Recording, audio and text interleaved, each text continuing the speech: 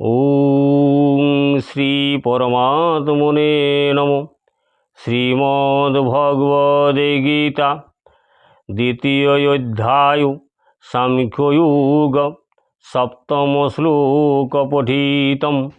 কার্পণ্যদোষপহত স্বভাব পৃচ্ছামি ত্বাং ধর্মসম্মূঢ়চেতঃ যচ্ছ্রেয়ঃ সন্নিশ্চিतं ব্রূহি তন্মে শিষ্যস্তে অহম সাধি মাম ত্বাম প্রপন্নম।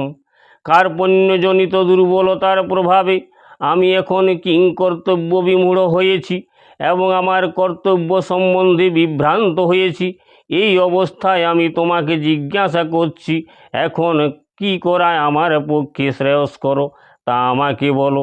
এখন আমি তোমার শিষ্য এবং সর্বতোভাবে তোমার শরণাগত। দয়া করে তুমি আমাকে নির্দেশ দাও। ওম শান্তি।